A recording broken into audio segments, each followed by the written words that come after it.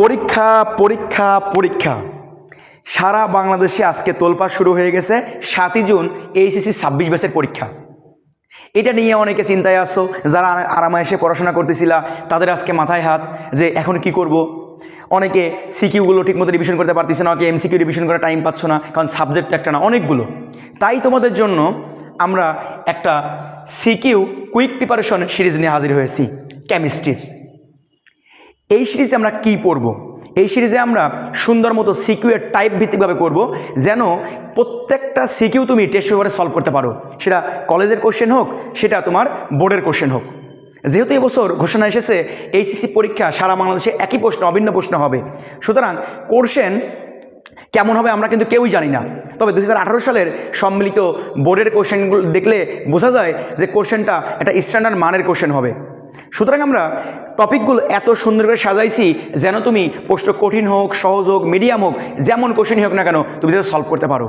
তো চলো আমরা কথা না বাড়ায় কীভাবে পড়াবো আমরা এই কোর্সটাতে, চলো তার নমুনা দেখে আসি। দেখো ফার্স্টে আমরা এখানে একটা কোশ্চেন নিয়েছি। তুই কোশ্চেনটা দেখলে বুঝতে পারবা যে এই একটা কোশ্চেন দেখো কতবার বোর্ডে আসছে। আমি যদি এই একটা কোশ্চেন খুব ভালো মতো বেসিকটা বুঝি, তাহলে দেখো তুমি কতগুলো কোশ্চেন সলভ করতে পারবা।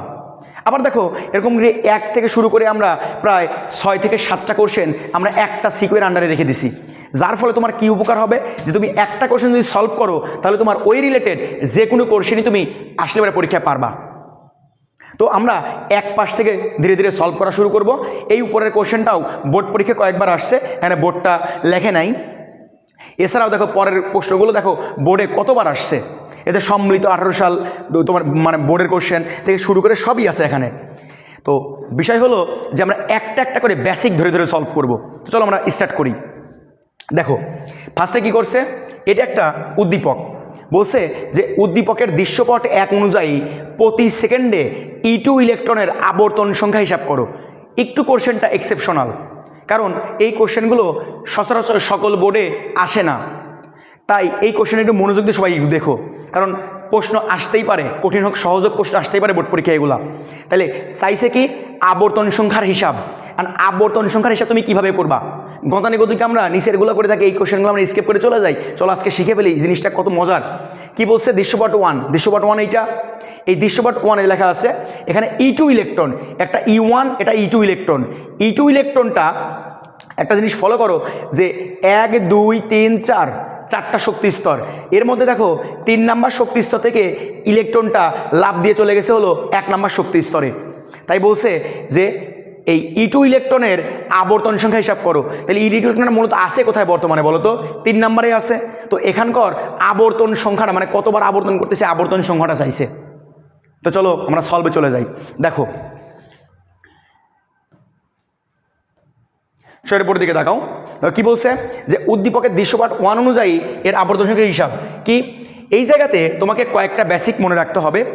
এই জায়গায় যে সূত্রগুলো আমরা ইউজ করছি, এই সূত্রগুলো তোমাদের ইন্টারমিডিয়েট রসায়ন বইয়ে এক এক জায়গাতে এক একভাবে দেওয়া। কোনো বইতে সিজিএস এককের সূত্রগুলো দেওয়া আছে, কোনো বইতে এসআই এককের সূত্রগুলো দেওয়া আছে।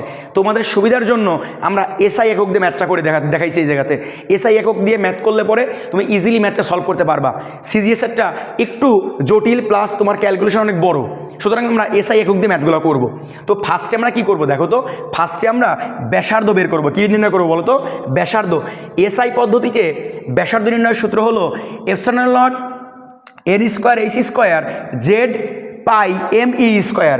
এই সূত্রটা তোমাকে মুখস্থ রাখতে হবে যে কোনো কক্ষপথের ব্যাসার্ধ, এক কথা কেন্দ্রে নিউক্লিয়াস থাকে, এই যে বাইরের দিকের যে কক্ষপথগুলা, এই কক্ষপথের ব্যাসার্ধ এই দূরত্বটা বের করার সূত্র হলো এপসাইলন নট তোমার n square h square Z pi m e square. এখানে কোনটাকে কি প্রকাশ করা হয়েছে? এই যে এপসাইলন একটা ধ্রুবক মান, দেখো এখানে মানগুলো আমি লিখে দিছি যে পরম পারমিটিভিটি ধ্রুবক এপসাইলন নট ইকুয়াল টু 8.854 গুণন 10⁻⁻12 তোমার হচ্ছে coulomb square newton per 1 metre inverse কত বলো তো? 2। এখন এই জায়গায় তোমরা সবাই জানো যে এইচটা হলো কি প্লাঙ্কের ধ্রুবক, তোর মানটা সবার মুখস্থ, যেহেতু এগুলো সব মিটারে, তার মানে এসআই পদ্ধতি, সুতরাং তুমি এখানে জুল সেকেন্ডে নিবা এসআই পদ্ধতি। 6.626 গুণন 10⁻⁻ কত বলো তো? 34। এখানে মানে উল্লেখ করাই ছিল যে ওটা হলো হাইড্রোজেন পরমাণু, সুতরাং এর পারমাণবিক সংখ্যা কত? 1। এবার ইলেকট্রনের ভর তোমরা সবাই জানো যে 9.11 গুণন 10⁻³ কেজি। আর তোমার হচ্ছে নিচে হলো ইলেকট্রনের চার্জ এসআই পদ্ধতিতে কি বলো তো কুলম, তাহলে 1.602 গুণন 10⁻³ কত বলো 19 কুলম। আমার লাগবে হলো ব্যাসার্ধের মান, উপরে তো এনের মান 3 দেওয়াই আছে, কারণ উদ্দীপকে তুমি দেখেই আসলা ইলেকট্রনটা E2 ইলেকট্রনটা কয় নাম্বার কক্ষপথে ছিল 3 নম্বরে। এবার আমরা কক্ষপথে ব্যাসার্ধ বের করব, মানগুলো বসায়ে তুমি এখান থেকে ব্যাসার্ধ বের করে নিলা।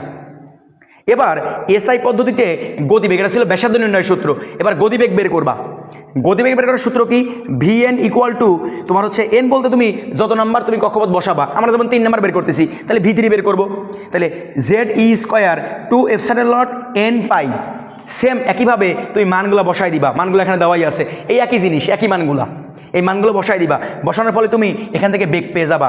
কয় নাম্বারের বেগ? এই 3 নাম্বার কক্ষপথে যে ইলেকট্রনটা ঘুরতেছে এই ইলেকট্রনের বেগটা তুমি পেয়ে যাবা। অলরেডি আমরা কিন্তু ব্যাসার্ধ পেয়ে গেছি, সেন্টার পয়েন্ট থেকে এই দূরত্ব পেয়ে গেছি, অলরেডি আমরা কিন্তু এই বেগটাও পেয়ে গেছি। কেন বেগ লাগবে? কারণ আমাদের কিন্তু চাইছে হলো আবর্তন সংখ্যা হিসাব, প্রতি সেকেন্ডে আবর্তন সংখ্যা = আমার বেগ ডিভাইডেড বাই কিন্তু পরিধির দূরত্ব। সুতরাং আমার বেগ লাগবে। আর ব্যাসার্ধ কেন বের করলাম? কারণ পরিধি বের করতে পারে ব্যাসার্ধ লাগবে, কারণ তোমরা সবাই জানো যে কোনো যেহেতু গোলাকার সুতরাং বৃত্তের মতো, সুতরাং বৃত্তের পরিধি কি 2πr। তো ব্যাসার্ধ বের করতে গেলে কি, মানে তোমার পরিধি বের করতে গেলে কি লাগতেছে? আর লাগতেছে, সুতরাং এই জন্য আমরা আর বের করে নিয়েছি। এবার আমরা কি করব, আমরা কক্ষপথের কি মানে পরিধি বের করবো, তাহলে পরিধি সমান কি 2πr, কিন্তু r3 কেন? কারণ 3 নম্বর কক্ষপথের পরিধি বের করতেছি, পরিধি মানে চারিদিকের কি বলতো বৃত্তের চারিদিকে কি দূরত্ব।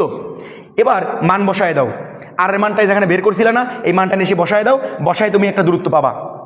এবার একটা মজার জিনিস ফলো করে দেখো, সেটা হচ্ছে আবর্তন সংখ্যা = বেগ বাই কি পরিধি।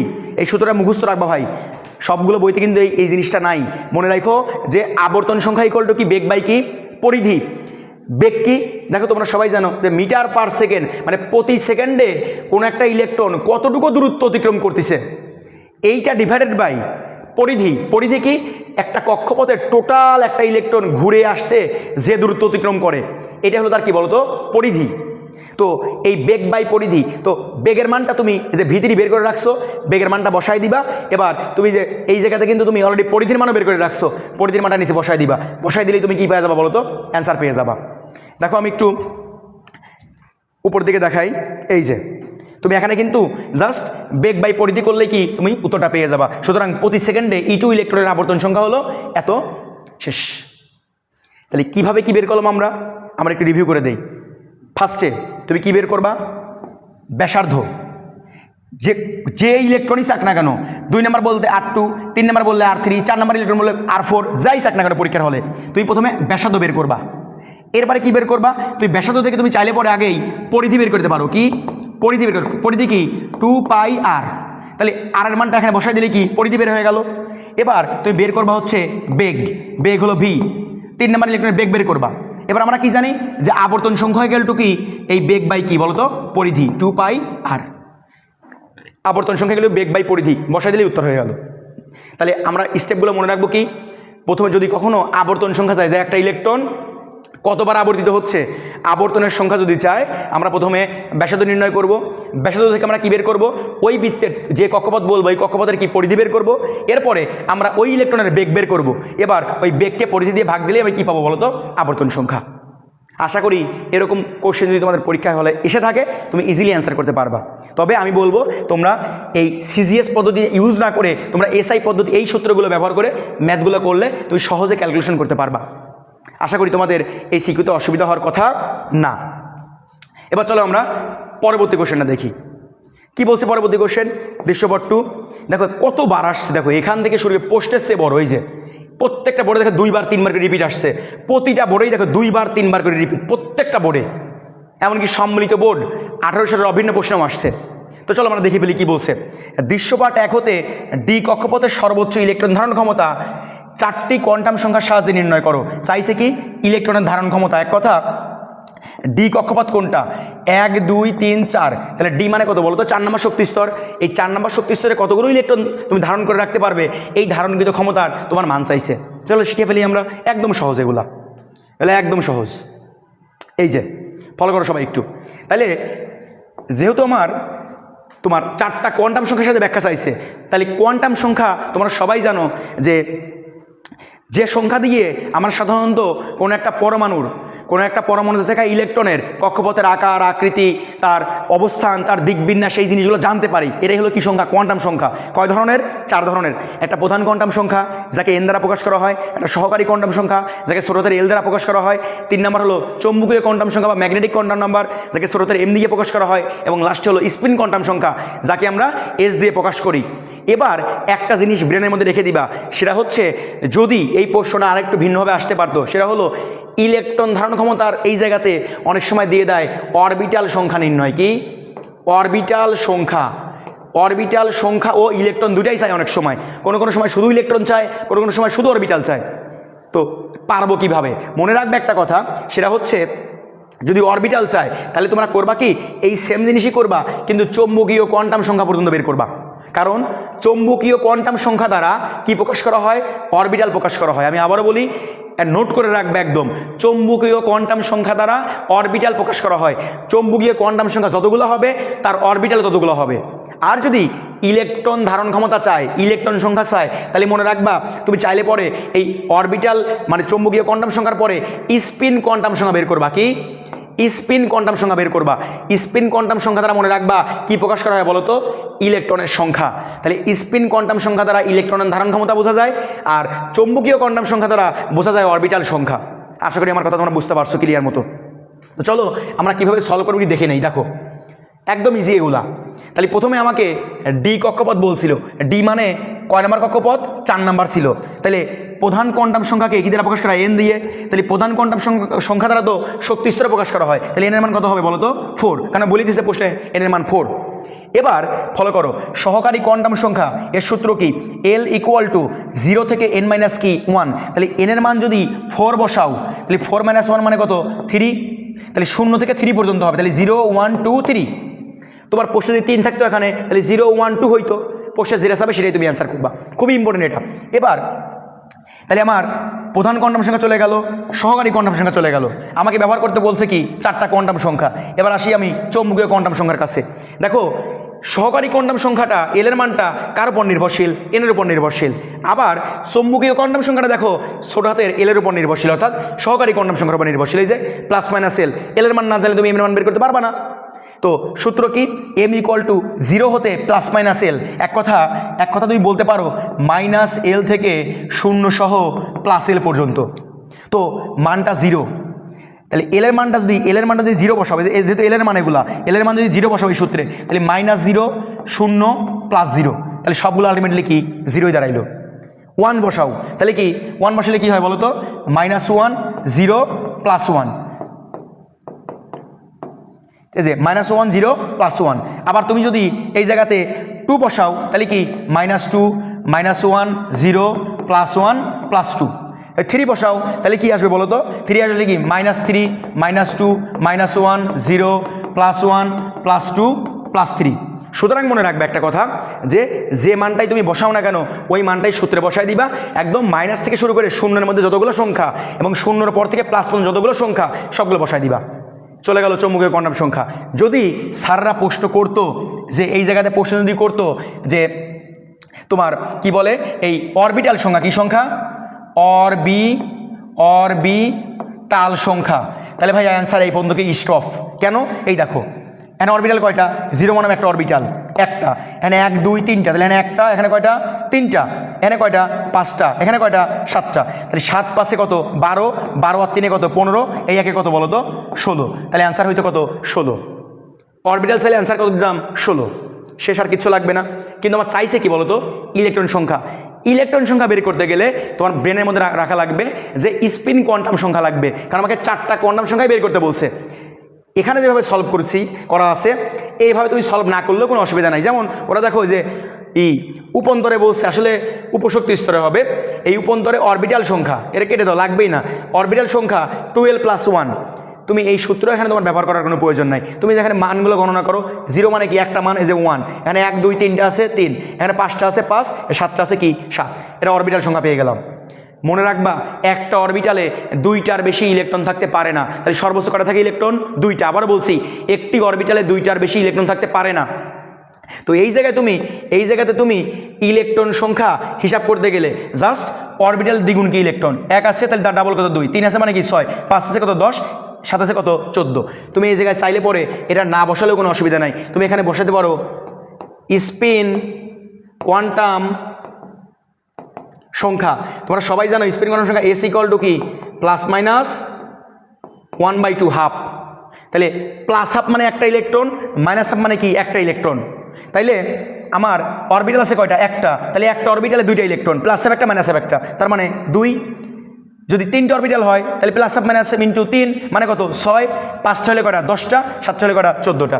তুমি এভাবে বসাতে পারো, তুমি চাইলে এভাবেও করতে পারো, ইচ্ছা তোমার। এত ইলেকট্রন সংখ্যা পেয়ে গেছি, তাহলে মোট কতগুলো বলো তো 32টা। সুতরাং বলতেই পারি চতুর্থ শক্তি স্তরে মোট ইলেকট্রন আছে কয়টা বলো তো 32টা। আশা করি তোমরা কোশ্চেনটা বুঝতে পারছো, খুবই ইম্পর্টেন্ট, মানে খুবই ইম্পর্টেন্ট ভাই, ভালো করে করি ওই কোশ্চেনগুলো। 2টা কোশ্চেনই আসতে পারে, অরবিটাল চাইলে চৌম্বকীয় কণার সংখ্যা পর্যন্ত করবা, আর যদি ইলেকট্রন চাই তাহলে স্পিন কোয়ান্টাম নাম্বার বা তুমি এই সূত্র ফেলায়ও সরাসরি কি করে দিতে পারো, ইচ্ছা তোমার। এবার চলো আমরা পরবর্তী কোশ্চেনে যাই। পরবর্তী কোশ্চেন কি বলছে, ডি কক্ষপথ থেকে বি কক্ষপথে ধাপান্তর হলে সৃষ্ট বর্ণালীর বর্ণ, কালার এবং বিকিরিত রশ্মির তরঙ্গদৈর্ঘ্য, কম্পাঙ্ক এবং শক্তি নির্ণয় করো।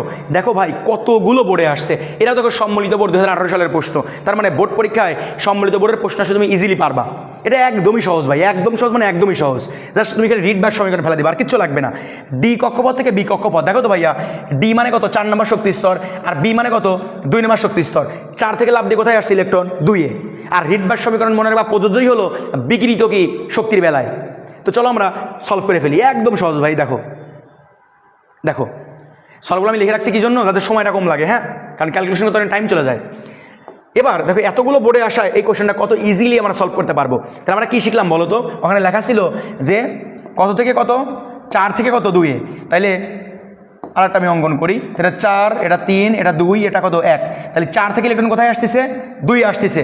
তাহলে যেখানে আসে সেটা মনে রাখবা N1 এর মান। তাহলে N1 এর মান কত বলো তো 2, আর যেখান থেকে আসে সেটা হলো কি N2 এর মান। N2 এর মান কত 4। সোজা হিসাব, 1 বড় না 2 বড়, অবশ্যই 2 বড়। তাহলে বড়োর সাথে বড় মান, ছোটোর সাথে কি ছোটো মান, সোজা হিসাব শেষ, আর কিছু মনে রাখবা না। যেখানে মনে রাখবা, যেখানে N1 এর মান দেওয়া থাকবে, N1 এর মান মানেই মনে রাখবা ওই কক্ষপথের মান যেটা ছোটো থাকবে ওটাও হবে, আর N2 এর মান মানে যে বড় সেটা বড় হবে, শেষ। এবার তাহলে যেহেতু বড় মান কত 4, তাহলে ওটা N2 এর মান, যেটা ছোটো সেটা কি N1 এর মান, একদম শর্টকাটভাবে মনে রাখবা। তাই দেখো তো ভাইয়া সূত্র কি রিডবার্গের, 1/λ = RS × 1/N1² - 1 কি N2²। শোনো এই সূত্রের সাথে আরেকটা জিনিস অ্যাড করা যায়, সেটা হলো এই জায়গায় কিন্তু 1/λ = Z² গুণন RH × এত। যেহেতু এটা হাইড্রোজেন মৌল, তাহলে হাইড্রোজেনের পারমাণবিক সংখ্যা কত 1, তাই এখানে 1 বসাই দিলে পরে 1² মানে আর কিছুই থাকে না। তাই এখানে কি করছে বলো তো, এখানে 1/λ = সরাসরি RH লিখছে। যদি হাইড্রোজেন ব্যতীত অন্য কোনো মৌল থাকে তাহলে অবশ্যই তার পারমাণবিক সংখ্যাটা এখানে গুণ করে দিবা। যদি হিলিয়াম থাকতো তাহলে এখানে কি হতো 2, তারপরে কি স্কোয়ার। যদি এখানে সোডিয়াম থাকতো তাহলে 11, তারপরে কি স্কোয়ার, মানে পারমাণবিক সংখ্যাটাকে স্কোয়ার করে দিতে হয়। আচ্ছা, যেহেতু হাইড্রোজেন মৌল, হাইড্রোজেন দিয়েই প্রশ্ন বেশি হয়, তাহলে N1 এর মান কত বসাবো 2, N2 এর মান কত 4। আর আমরা জানি RH এর মানটা, এই RH এর মানটা কিন্তু কি রিডবার্গ দৈর্ঘ্যের মানটা একদম ফিক্সড, 1.09678 × 10⁻⁷ এত কি মিটার। এত কি বলতো মিটার। আসলে এই জায়গাতে তোমার হচ্ছে মিটার না, এটা পার মিটার হবে, বুঝছো, এটা পার মিটার হবে, এটা পার মিটার, কারণ এটা উল্টায় গেলে পরবর্তীতে মিটার রূপান্তর হয়। তাহলে মনে রাখবা এটার আরেকটা শর্টকাট টেকনিক আছে, সেটা হলো 10, 10-এর 1 কম কত 9, 9কে উল্টা করলে কি হয় দেখো তো, উল্টা করে দাও 6, 6-এর পরে কত 7, তারপরে কত 8, এত হলো মনে রাখবা সেন্টিমিটার, পার সেন্টিমিটার। এটাকে তুমি যদি মিটারে কনভার্ট করো তাহলে কি 1.09678 × 10⁻⁷ পার মিটার হয়। তুমি মুখস্থ রাখবা, যদি পোস্টে দেওয়া থাকে উদ্দীপকে আলহামদুলিল্লাহ, কোনো প্যারা নাই। আচ্ছা, এবার তুমি এখানে মানটা বসাই দিবা, রিডবার্গ এর মানটা, মানে ধ্রুবকের মানটা বসাই দিলে পরে ক্যালকুলেশন করে তুমি একটা কি মান পাবা, এত কি পার মিটার। এবার ল্যামডাটা নিচে আসে, উল্টায় দাও, উল্টায় দিলে পার মিটারটা উল্টায় যাবে, তাহলে কি হয়ে যাবে মিটারে কনভার্ট হয়ে গেল। এবার একটা মজার জিনিস ফলো করো ভাই, আমি একটু মানে বড় করে নেই, হ্যাঁ, তোর বুঝতে সুবিধা হবে। আচ্ছা দাঁড়াও, ওকে দেখো, এবার এখানে দেখো তো অ্যান্সার আমরা কি পেলাম 486.27 গুণন 10⁻³ কি -9 এত কি মিটার। কিন্তু আমাদের তরঙ্গ দৈর্ঘ্য আমার বর্ণ চাইছিল, কি চাইছিল? বর্ণ। তো কালারগুলো আমরা কিসে মুখস্থ করি বলো তো? আমরা কালারগুলো কিন্তু ন্যানোমিটারে মুখস্থ করি। কিসে? ন্যানোমিটারে। সুতরাং আমরা এই মিটারটাকে কনভার্ট করে দেবো কিসে বলো তো? ন্যানোমিটারে। তোমরা সবাই জানো যে 1 মিটার ইকুয়াল টু 10⁹ কি ন্যানোমিটার। তো মিটারের জায়গাতে আমি ন্যানোমিটার বসাবো, তাহলে কী বসাতে পারি বলো তো? গুণন 10⁻³ কি তোমার হচ্ছে 9 কি ন্যানোমিটার। দেখো তো ভিত্তি ভিত্তি এক হলে পাওয়ার পর কি হয়? যোগ হয়। তাহলে 10⁻⁻9 যোগ কি +9, কাটলে কত হয়ে যায়? লাড্ডু। তার মানে কি শূন্য হয়ে যায়। কোনো কিছুর উপরে শূন্য দেওয়া মানে কি তার মান কত? 1। সুতরাং এটুকু কি বাদ হয়ে যাচ্ছে। সুতরাং যে মানটুকু ছিল ওই মানের সাথে কী বসাই দিবা? ন্যানোমিটার। এবার 486 ন্যানোমিটার। তোমরা এই জিনিসটার জন্য একটা কাজ করবা, বেনিয়া সহকলা যে তরঙ্গ দৈর্ঘ্যের যে তোমার ছকটা আছে দেখবা, ওটা মেবি তোমার হাজারিন আক্সারের বইয়ের 2.5 এরকম একটা তোমার হচ্ছে জায়গাতে আছে। গুণগত রসায়নে গেলেই তুমি পাবা। ওই ছকটা মুখস্থ রাখবা একটু, হ্যাঁ, যে কোন কালারের জন্য তরঙ্গ দৈর্ঘ্যের মান কত। দেখো এখানে 486 পয়েন্ট কত বলো তো? 27। তোমরা সবাই জানে 380 থেকে 780 পর্যন্ত কি এই ন্যানোমিটার পর্যন্ত তরঙ্গ দৈর্ঘ্য হলো কি দৃশ্যমান। আর 450 থেকে 500 পর্যন্ত এই মানটা হলো কার জন্য বলো তো? আসমানি বর্ণের জন্য। আসমানি কালার 450 থেকে কত 500 ন্যানোমিটার পর্যন্ত। এই রেঞ্জের মধ্যে কি 486 পড়ে না? সুতরাং এটার কালার কেমন হবে বলো তো? আসমানি বর্ণ প্রদর্শন করবে। শেষ, বর্ণ ছেলে মেরে দিলে অ্যান্সার। এবার তোমার কাছে চাইছে হলো কম্পাঙ্ক কত। কি চাইছে? কম্পাঙ্ক। দেখো প্রশ্ন চাইছে কম্পাঙ্ক কত। দেখো তাহলে কম্পাঙ্ক চাইলে পরে আমরা কীভাবে অ্যান্সার করব? আমি কালারটা একটু চেঞ্জ করে নিই, হ্যাঁ, ব্ল্যাকের উপরে। ওকে, এটা ফুটবে। দেখো এবার চাইছে কম্পাঙ্ক। তা আমরা সবাই কি জানি বলো তো? C equal to new lambda. C হলো আলোর বেগ, নিউ হলো কি কম্পাঙ্ক, আর ল্যামডা হলো কি বলো তো? তরঙ্গ দৈর্ঘ্য। তো আমার তো দেখো ভাই তরঙ্গ দৈর্ঘ্যের মান তো আছেই, আমার জানা আছে, মিটারেই জানা আছে। আমার আলোর বেগের মান কত আমি জানি, 3 গুণন 10⁻³ কত 8 মিটার পার কি সেকেন্ড। তাহলে এটাও মিটারে আমার জানা, তরঙ্গ দৈর্ঘ্য মিটারে আমি বের করছি আগেই, উপর থেকে লাভ দিলে পরে কী হবে? আবার এটাও মান জানা, তাহলে কি নিউ বের করতে পারবো না? তাহলে নিউ সমান সমান কি? তাহলে সি বাই কি ল্যামডা। নিউ সমান সমান সি বাই ল্যামডা। যদি মান বসায় দাও, মান বসায় দাও, কাটাকাটি গেলে উত্তর। আর প্রশ্ন হলো ভাইয়া তুমি কীভাবে বুঝবা? দেখো আলোর বেগের মান মিটার পার সেকেন্ড, আর নিচে হলো তোমার হচ্ছে এত কি বলো তো? মিটার। তাহলে মিটার মিটার মিটার কেটে গেলে কি থাকে? Per second. তাহলে অ্যান্সার হওয়ার কথা কি? যে কম্পাঙ্কের একক হওয়ার কথা কি? Per second. কিন্তু হয়েছে কি হার্জ। মনে রাখবা পার সেকেন্ডও যা 1 per second equal to 1 hertz, একই জিনিস। পার সেকেন্ডও কম্পাঙ্কের একক, হার্জও কম্পাঙ্কের একক। তুমি হার্জও বসাতে পারো, মানে বসালে বসাইও, তুমি পার সেকেন্ড বসালেও কি কোনো অসুবিধা নাই। আশা করি তোমরা এ পর্যন্ত কোনো অসুবিধা নাই। এবার চলো আমরা পরবর্তী অংশে চলে যাই। ওকে, তারপরে হচ্ছে আচ্ছা এখানে আরেকটু সাইডে আসে দেখতেছি কোশ্চেন, দাঁড়াও।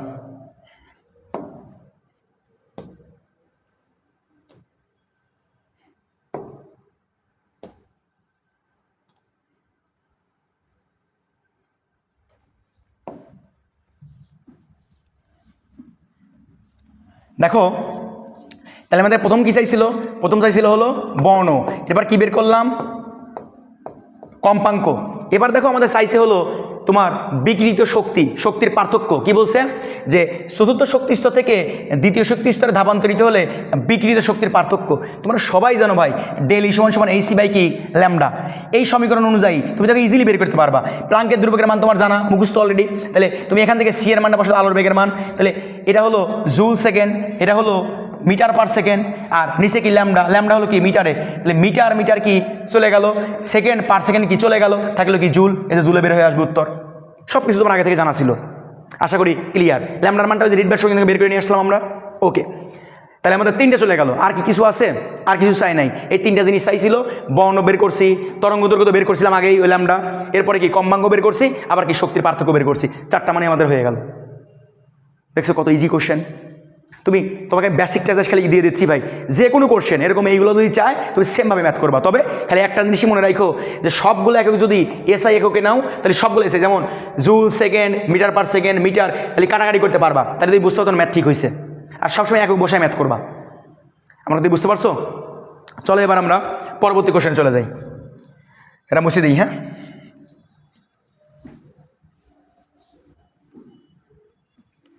ওকে,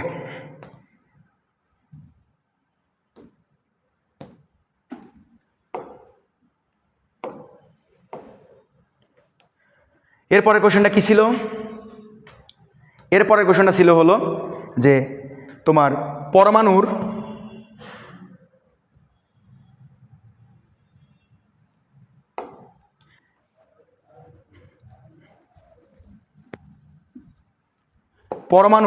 স্থায়িত্ব ব্যাখ্যায় উদ্দীপকের মডেলটি দৃশ্যপট 1-এর রাদারফোর্ডের মডেলের চেয়ে অধিক সুস্থিত বা অধিক ফলপ্রসূ ব্যাখ্যা করো। ভাইয়া এটাও দেখো অনেকবার বোর্ডে আসছে।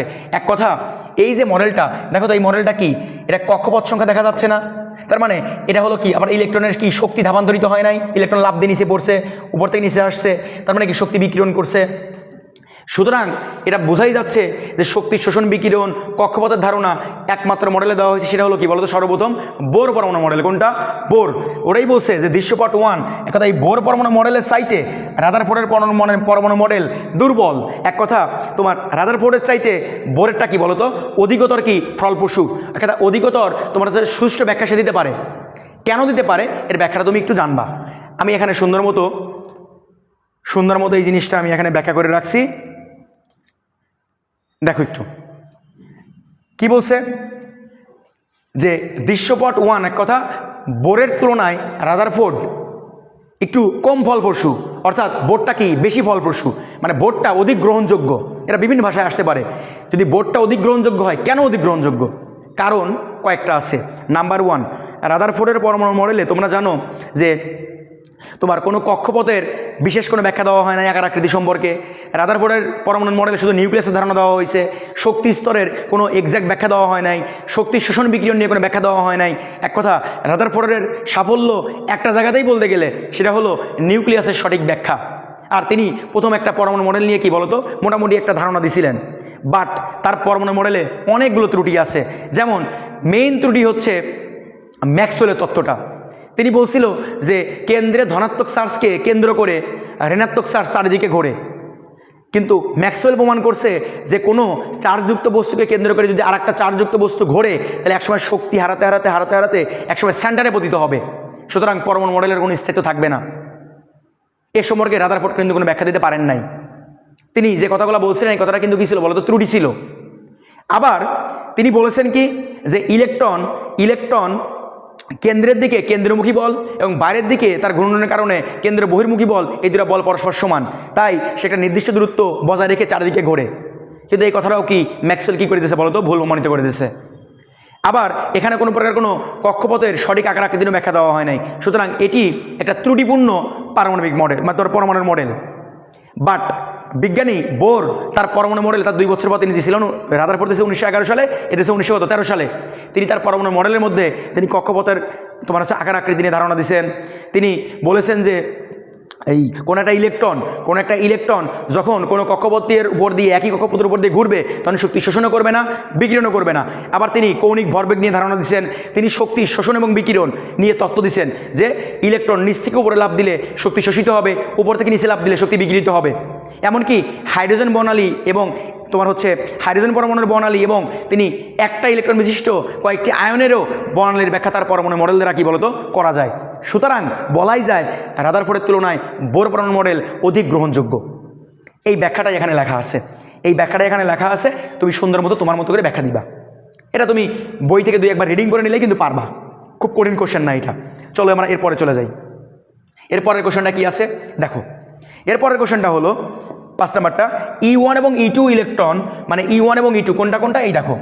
E1 4 নাম্বার কক্ষপথ থেকে লাফ দিয়ে আসছে 1 নাম্বারে, আর E2 ইলেকট্রনটা 3 নাম্বার থেকে লাফ দিয়ে আসছে 1 নাম্বারে। তাহলে এই দুইটা ইলেকট্রন থেকে ইলেকট্রন ধাপান্তরের ফলে প্রাপ্ত রশ্মি দিয়ে তুমি টাকা শনাক্ত করতে ব্যবহার করতে পারবে কি? গাণিতিকভাবে বিশ্লেষণ করো। ভাইয়া এই ধরনের প্রশ্ন যদি আসে, টাকা শনাক্ত করতে পারবা কিনা, জাল পাসপোর্ট শনাক্ত করতে পারবা কিনা, জাল টাকা শনাক্ত করতে পারবা কিনা, জাল কোনো কিছু শনাক্ত করার যদি ম্যাথ এরকমভাবে আসে, তাহলে তোমাকে ব্যাখ্যা দিতে হবে। যেহেতু উপর থেকে নিচের দিকে লাফ দিচ্ছে, তাহলে এই ইলেকট্রনগুলোর জন্য অবশ্যই কি প্রযোজ্য বলো তো? এই ইলেকট্রনগুলোর জন্য অবশ্যই তোমার রিডবার্গের সমীকরণ প্রযোজ্য। তো রিডবার্গের সমীকরণ দেখে তুমি কি করবা? তুমি ল্যামডা বাইর করবা, যে দুইটা ইলেকট্রন, একটা λ1 ধরো, একটা কি λ2 ধরো। তাহলে রিডবার্গের সমীকরণ দিয়ে তুমি λ1 এবং λ2 মান বের করবা। বের করার পরে তোমরা জানো অতিবেগুনি রশ্মির তরঙ্গ দৈর্ঘ্যের মান হলো 10 থেকে 380 তোমার হলো ন্যানোমিটার।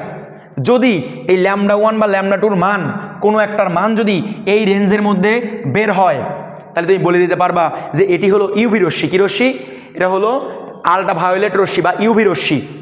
এই যে ইউভি রশ্মিটা, এই ইউভি যে রশ্মিটা আছে, এই ইউভি রশ্মি দিয়ে বা আল্ট্রাভায়োলেট বা অতিবেগুনি রশ্মি দিয়ে আমরা কিন্তু জাল পাসপোর্ট, জালটাকে শনাক্ত করতে পারি। তাহলে এরকম যদি প্রশ্ন হয় তুমি শনাক্ত করতে পারবে কি না, তুমি সরাসরি ম্যাথ করে দিবা যে রিডবার্গ সমীকরণ দিয়ে ল্যামডা 1 ল্যামডা 2 বের করবা, বের করার পরে ওখান থেকে যে মানটা আসবে সেই মান দুটা দেখবা যে বা মানগুলো দেখবা যে 10 থেকে 380 ন্যানোমিটারের মধ্যে কিনা।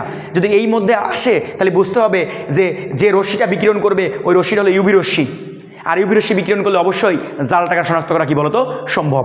তো চলো তো আমরা দেখি সলভটা কেমন। এটা কয় নাম্বার কোশ্চেন ছিল? 5।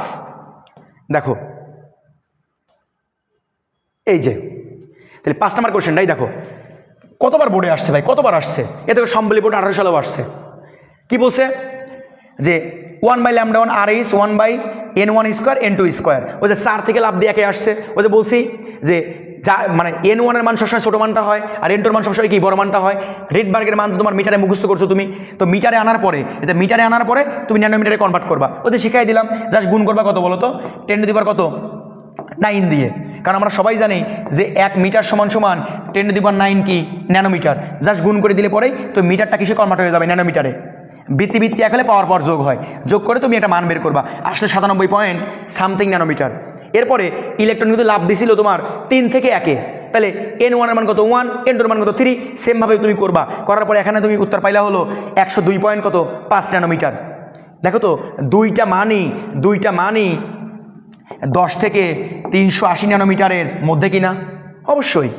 সুতরাং তুমি এই প্রথম যে E1 ইলেকট্রন এবং পরেরটা যে E2 ইলেকট্রন উভয় ইলেকট্রন দিয়েই তুমি কি জালটাকে শনাক্ত করতে পারবা। দেখো নিচে এই ব্যাখ্যাটাই দিয়ে দিচ্ছে নিচের দিকে, এখানে নিচে তুমি দেখো এই ব্যাখ্যাটাই দিয়ে দিচ্ছে যে E1 এবং E2 উভয় ইলেকট্রনের ধাপান্তরের প্রাপ্ত তরঙ্গদৈর্ঘ্যগুলো এত এবং এত। টাকা শনাক্তকরণের অতিবেগুনি রশ্মি বা ইউভি রশ্মির ব্যবহার করা হয়। এই রশ্মির তরঙ্গদৈর্ঘ্যের মান 10 থেকে 380 ন্যানোমিটার, অর্থাৎ E1 এবং E2 এর ফলে তো যে তরঙ্গদৈর্ঘ্য উৎপন্ন হয় সেটি ইউভি অঞ্চলের পরিসরের মধ্যে। সুতরাং E1 এবং E2 উভয়টা দ্বারাই তুমি জালটাকে শনাক্ত করতে পারবা। কি দারুণ একটা ম্যাথ দেখছো।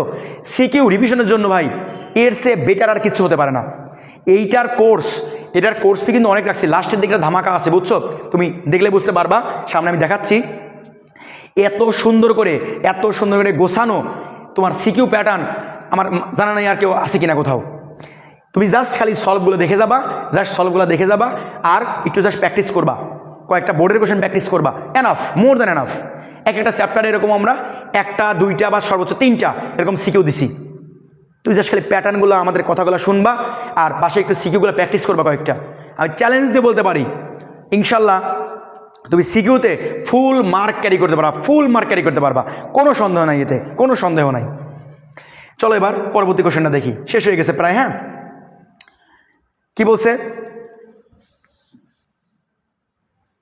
দাঁড়াও একটু, ওকে দেখো আমি অ্যান্ড্রয়েডে ক্লাস নেই তো বুঝছো, অ্যান্ড্রয়েড মোডে। তো আজকে আবার তোমার পিসি মোডটা অন করছি, তো পিসি মোডে আমি আবার অভ্যস্ত না বুঝছো, যার কারণে তোমার হচ্ছে একটু অসুবিধা হচ্ছে আমার বোর্ড মানে অপারেট করতে। ওকে এবার দেখো 6 নম্বরটা কি বলছে, উদ্দীপকের দৃশ্যপট 2 এর A2+ মৌলটির সর্বশেষ শক্তি স্তরের ইলেকট্রন বিন্যাস পাউলির বর্জন রীতি সমর্থন করে কিনা। খুব জোস একটা কোশ্চেন, আমরা ইজিলি শিখবো, শর্টকাট টেকনিকও আমি শিখাই দেবো তোমাদের এমসিকিউর জন্য। আমার A2+ মানে কি, আর্গন দেওয়া, n-1 d⁻⁶ দেওয়া, ns 0 দেওয়া। আমি বের করবো কেমনে, এটা বোর্ডের দিকে তাকাও।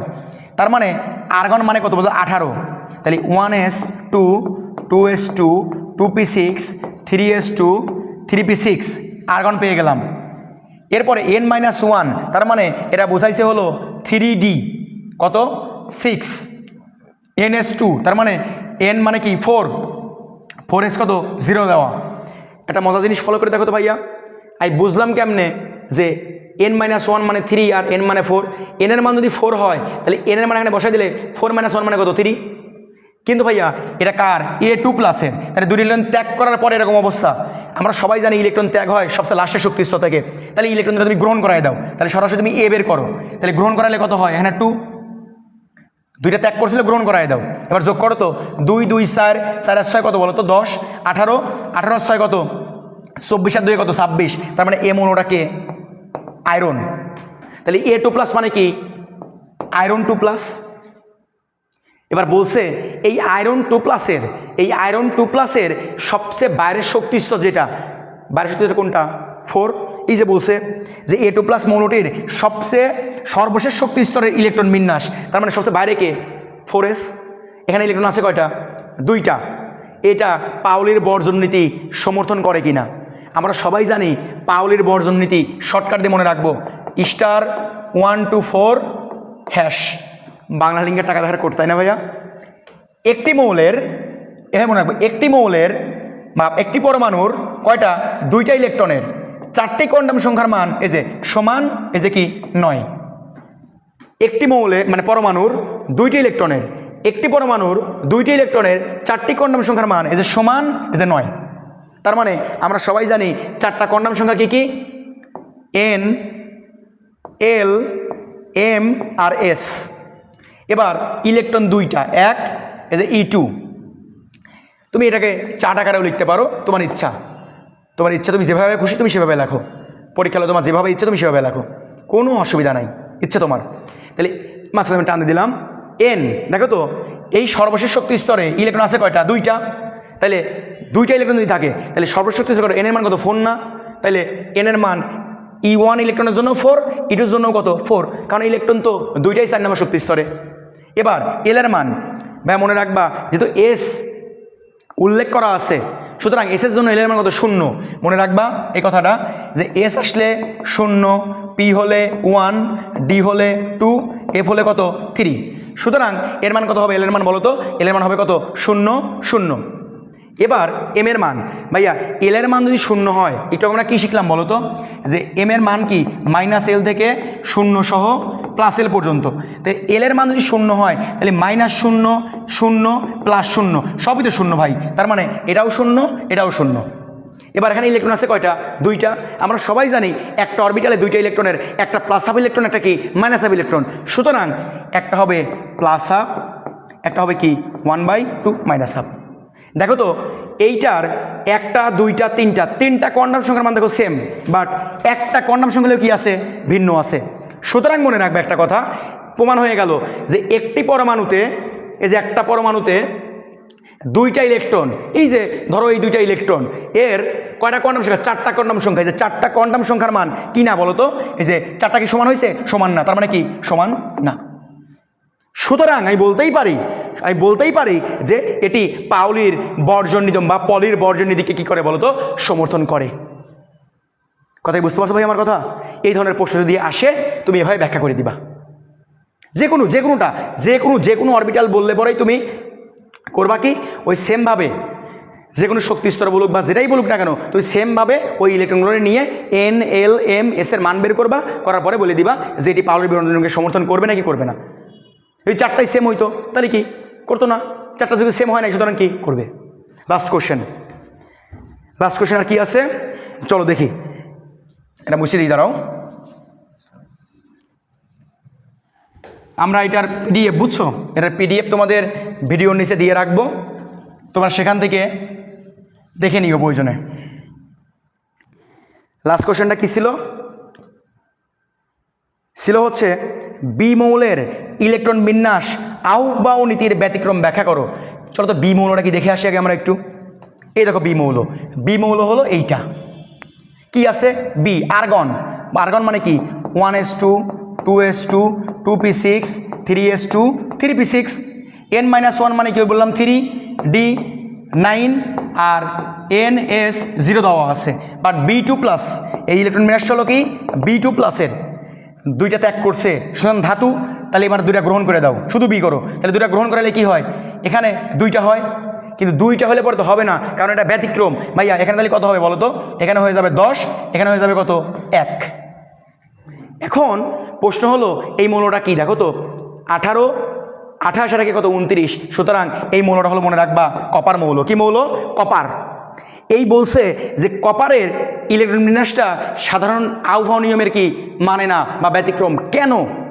এই ব্যাখ্যাটা তোমরা শক্তি দিয়ে ব্যাখ্যা করতে পারো। কি দিয়ে? শক্তি। কেন? পরের দিকে তাকাও। নিয়ম অনুযায়ী করো, তাহলে নিয়ম অনুযায়ী কী হয় বলো তো? নিয়ম অনুযায়ী NS2 এখানে হয় কত? 9।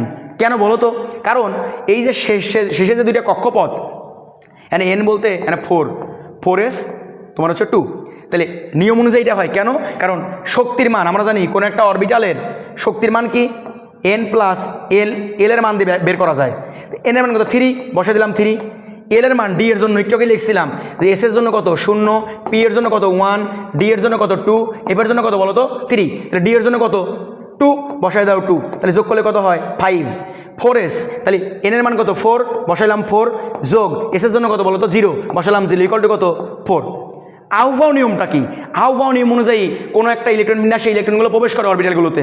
প্রথমে হলো নিম্ন শক্তির অরবিটালে ইলেকট্রন প্রবেশ করে, ধীরে ধীরে উচ্চ শক্তির অরবিটালে ইলেকট্রন ধাপান্তরিত হয়। তার মানে ইলেকট্রন কিন্তু দেখো এই 4S এবং 3Dর মধ্যে এই 4Sের শক্তির মানটা কম, 3Dর মানটা কি? বেশি। তো নিয়ম অনুযায়ী প্রথমে ইলেকট্রন ধীরে ধীরে এখান পর্যন্ত আসার পরে, এই পর্যন্ত আসার পরে ইলেকট্রন যাওয়ার কথা কোথায়? এখানে। তো 4S কত? 2, সত্যি নিয়ম অনুযায়ী দুইটাই গেছে। আর 3Dতে কি? তারপরে যাওয়ার কথা, 3D 9 হয়েছে। কিন্তু ব্যতিক্রম কেন? ব্যতিক্রম হওয়ার পিছনে মূল কারণ হলো ভাই মনে রাখবা সুস্থিতি। কি? সুস্থিতি। তোমরা সবাই জানো যে ডি অরবিটালে 5টা অথবা ডি অরবিটালে 10টা ইলেকট্রন থাকলে ওই অরবিটালটা সুস্থিতি লাভ করে। কারণ অর্ধপূর্ণ এবং পূর্ণ অবস্থায় কোনো একটা অরবিটাল সুস্থিতি লাভ করে। তাহলে ডিতে দেখো তো এখানে ইলেকট্রন আছে কয়টা? 9টা থাকলে কিন্তু সে কিন্তু ওই ইলেকট্রন বিন্যাসে সুস্থিত হবে না। সুতরাং বাধ্য হবে এখানে একটা ইলেকট্রন থাকবে, আর একটা ইলেকট্রন এখানে জাম করে গিয়ে এখানে 10টা হয়ে যাবে। হয়ে দেখো তা সে কিন্তু সুস্থিত ইলেকট্রন বিন্যাস লাভ করছে।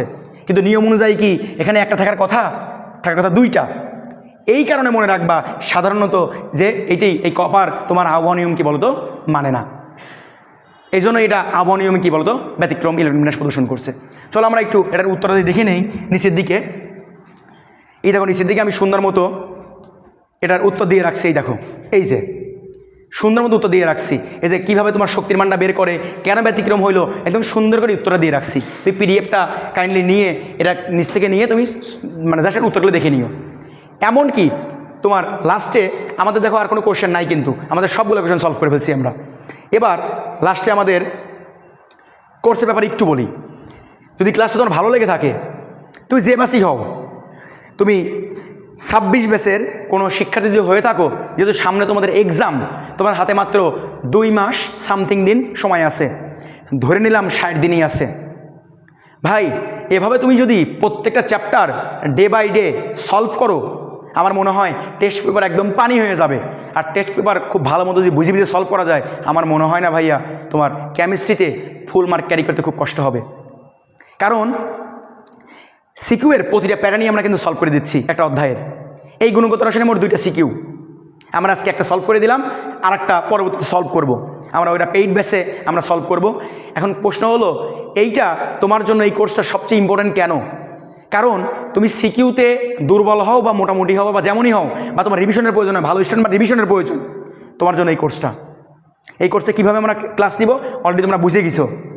এমনকি মজার বিষয়, ক নাম্বার খ নাম্বারে ঝামেলা হবে কোনো চিন্তা নাই। আমরা ক নাম্বার খ নাম্বার এমনকি এমসিকিউয়ের, বোর্ডের এমসিকিউয়ের পিডিএফ তোমাদের গ্রুপে আমরা তোমার সাবমিট করে দিব। তুমি সেখান থেকে যে অধ্যায় আমরা পড়াবো ওই অধ্যায়ের ক খ বোর্ডের সকল কোশ্চেন তুমি নিজ দেখতে কী করে পারবা বলো তো? সলভ করে ফেলতে পারবা। কথাই বুঝতে পারছো আমার কথা কিছু? এবার দেখো এটার কোর্স ফি কত। এটার কোর্স ফি দেখো টোটাল সিকিউ কামব্যাক সিরিজ, এটা এই টোটাল কোর্স ফি হলো মাত্র 199 টাকা। কয় টাকা? 199। কয় দিনে? 30 দিনে। 30 দিনের মধ্যে আমরা ইনশাল্লাহ প্রত্যেকটা অধ্যায় খুব সুন্দর মতো গোছাই দিতে পারবো তোমাদেরকে, মাত্র 199 টাকা। তুমি যদি আমাদের কোর্সে ইনরোল করতে চাও বা ভর্তি হতে চাও, আমাদের হোয়াটসঅ্যাপ নাম্বার তোমাকে দিয়ে দিচ্ছি। এই হোয়াটসঅ্যাপ নাম্বার একটু কাইন্ডলি যোগাযোগ করিও বা আমাদের পেজে SMS দিও। নাম্বারটা হলো 01785316207। এই নাম্বারে তোমরা একটু হোয়াটসঅ্যাপ করিও অথবা আমাদের পেজে SMS দিও। মাত্র 199 টাকা।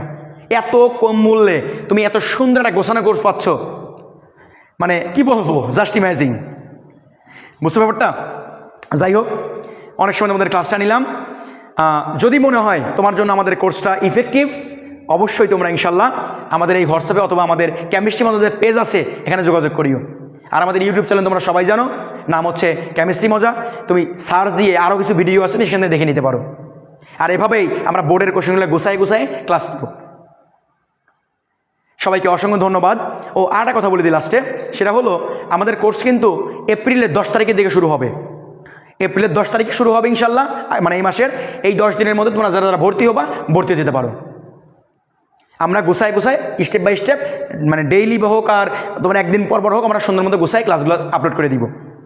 আমরা ফেসবুক গ্রুপে ক্লাস করতে পারবা, এমনকি আমরা ইউটিউবে আনলিস্টেড করেও তোমাদের ভিডিওগুলো দিয়ে দিব ইনশাল্লাহ। আর তোমরা চাইলে পরে আমাদের সাথে কোনো টপিকে সমস্যা হলে সরাসরিও তোমরা ক্লাস, মানে তোমার আমার সাথে কিন্তু যোগাযোগ করতে পারবা। যে কোনো সমস্যা হোয়াটসঅ্যাপে হোক বা তোমার হচ্ছে জুমে হোক বা যেভাবে হোক আমার সাথে যোগাযোগ করতে পারবা। সবাইকে অসংখ্য ধন্যবাদ। আসসালামু আলাইকুম।